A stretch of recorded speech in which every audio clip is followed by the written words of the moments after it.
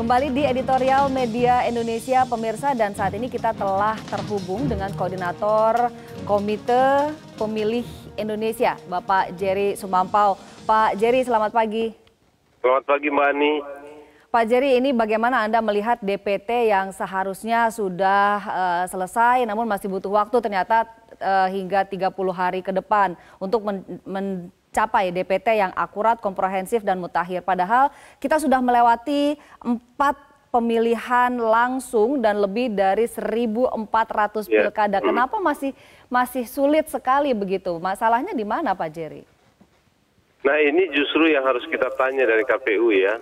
Di mana sebetulnya masalahnya? Apakah memang masalahnya di internal KPU? Atau ada koordinasi dengan Kementerian Dalam Negeri yang belum jalan secara baik gitu ya, atau seperti apa gitu? Karena sampai sekarang sebetulnya kita menurut saya nggak jelas di mana soalnya ya. Misalnya kemarin KPU mengatakan ada sekitar 400.000 pemilih yang mungkin ada di data mereka ya. Tetapi dalam dalam data Kemendagri itu belum ada. Karena apa? Karena 400 ribuan ini belum melakukan perekaman KTP, gitu ya. Jadi kalau itu yang terjadi kan berarti soalnya ada soal juga di antara orang yang belum merekam KTP sehingga data itu tidak ada dalam data yang mungkin didapat dari Kementerian Dalam Negeri ya, yang katanya sudah by name by address. Nah, ada juga memang orang-orang yang merasa bahwa dia sudah dimutakhirkan oleh petugas lapangan waktu itu, namanya dicatat, tapi ternyata namanya tidak ada juga dalam DPT yang sekarang ada. Baik, jadi artinya hal-hal seperti publik ini berharap yang ada keterbukaan dari pihak KPU begitu? Saya kira iya gitu, karena gini Mbak Ani, saya kira problem kita adalah kita ini mau pro atau mau memihak kepada kualitas data yang baik atau kedisiplinan KPU untuk menjalankan tahapan sesuai dengan yang mereka tetapkan. Kalau dari sisi kedisiplinan kan sudah pasti KPU gagal ya, karena ini sudah penundaan yang ketiga kali gitu ya. Nah sekarang kita berharap dari ketidakdisiplinan menjalankan tahapan yang mereka tentukan sendiri, mereka mampu menghadirkan kualitas data yang baik. Itu yang kita harapkan, ada transparansi ya, supaya kita tahu atau publik tahu letak problemnya itu di mana. Gitu. Kalau problemnya di internal KPU, ya memang harus ada kalau perlu harus ada pemberian sanksi ini, karena kan berarti kinerjanya memang tidak memuaskan. Tapi kalau ada problem di koordinasi dengan data yang ada dari pemerintah, ini berarti kan harus cari terobosan lain. Karena dari satu pemilu, dari satu pilkada ke pilkada yang lain, kita punya problem terus-menerus tentang data pemilih. Tapi kita sih mengapresiasi ya, semangat KPU itu untuk membuat data ini makin baik dan makin valid ya. Karena data yang baik dan valid itu memang akan menutup kemungkinan-kemungkinan manipulasi yang bisa saja terjadi pada hari H. Karena kan pemilu kita ini legislatif itu agak ribet nanti ya. Ada ribuan calon dan itu akan memperebutkan suara dan kalau data nggak valid memang kemungkinan-kemungkinan kecurangan dan manipulasi itu sangat terbuka khususnya pada hari H.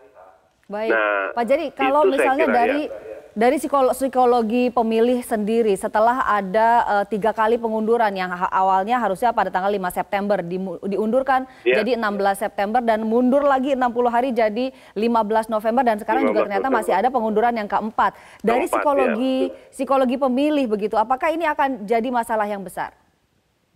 Ya, kalau dari sisi pemilih, saya kira tidak terlalu problem ya. Yang penting mereka pada hari H-nya itu bisa menggunakan hak pilih dan ada dalam daftar pemilih.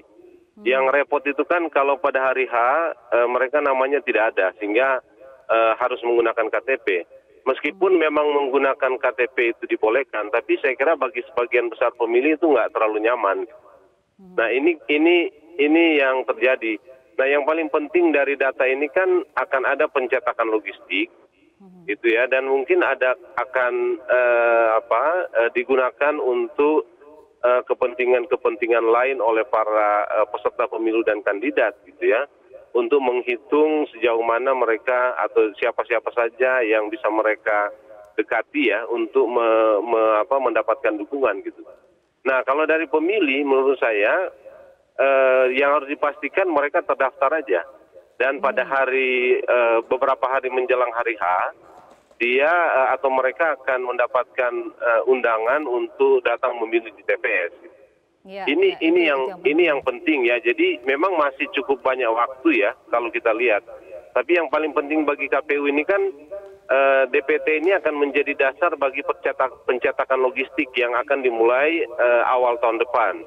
Ya. Gitu sebetulnya ya. Jadi kalau pemilih sih menunggu aja dan waktunya masih banyak. Apalagi di tahapan seperti sekarang, memang isu tentang DPT itu hampir nggak terlalu populer juga ya. Pun misalnya beberapa waktu terakhir itu ada juga dikirimkan melalui media sosial dan grup-grup WA misalnya soal sidali yang memang tidak bisa diakses, tidak begitu mudah. Lalu nama-nama orang-orang yang mengecek namanya juga seringkali tidak ada di dalamnya. Jadi hal-hal seperti ini malah yang bikin pemilih gelisah gitu ya. Tapi ini kan harus dijelaskan oleh KPU. Misalnya hal-hal seperti tadi dan betul soal sejauh mana sidali ini masih efektif untuk digunakan sebagai basis data di mana pemilih bisa mengecek namanya ada atau tidak. Kalau tidak, sebagaimana yang sekarang terjadi, memang KPU harus menyiapkan aparatnya di tingkat bawah untuk menyambut dan menerima keberatan-keberatan atau katakanlah pertanyaan-pertanyaan dari para pemilih yang mengecek namanya lewat sidali tapi tidak mendapatkan namanya. Sehingga dia punya kepastian gitu ya, dia bisa memilih atau tidak, namanya ada di DPT atau tidak. Apakah ini sekedar kesalahan teknologi atau memang secara substansial tidak ada namanya gitu. Pak, jadi kalau misalnya KPU sedemikian terbuka begitu, oke ada masalah dan masalahnya adalah katakanlah koordinasi dengan stakeholder, salah satu kemungkinan alternatif yang tadi juga sudah Bapak sebutkan, apakah ini nanti tidak backfire begitu ke KPU sendiri? Ya kita sekarang mungkin saja ada efek seperti itu ya. Tetapi kalau kita mau mengedepankan kualitas data yang baik, saya kira keterbukaan seperti ini penting ya, karena ini kan kepentingan bangsa. Dan kita sejak dulu mengulang persoalan yang sama kan, dan kita nggak bisa menemukan di mana titik problemnya yang paling penting berkaitan dengan data. Karena dari waktu ke waktu, dari pemilu ke pemilu kita selalu bermasalah di soal ini gitu. Jadi saya kira kalau KPU mau terbuka, ini paling tidak akan menjadi sesuatu yang penting bagi pendataan atau pemutakhiran data atau proses DPT di pemilu-pemilu dan pilkada-pilkada ke depan gitu ya.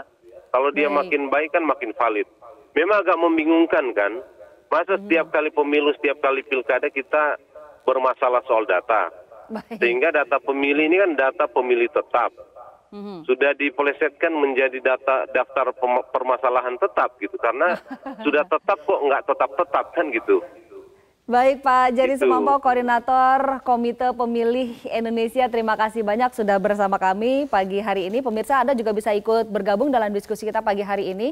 Anda bisa menghubungi kami lewat sambungan telepon dengan nomor 021583999100 atau lewat Twitter @mediaindonesia. Namun saya juga masih ditemani di sini oleh Bung Jajat. Bung, sebetulnya seberapa penting begitu keterbukaan KPU, Bawaslu dan juga barangkali Kementerian Dalam Negeri untuk mengakui bahwa ada masalah begitu, karena sepertinya jadi daftar permasalahan tetap itu satu hal yang tidak baik begitu kan? Ya, karena itu kita ingatkan penyakit kronis DPT itu artinya kronis itu kan sesuatu yang menahun, yang berulang-ulang tidak ada titik berhentinya ya, berulang-ulang.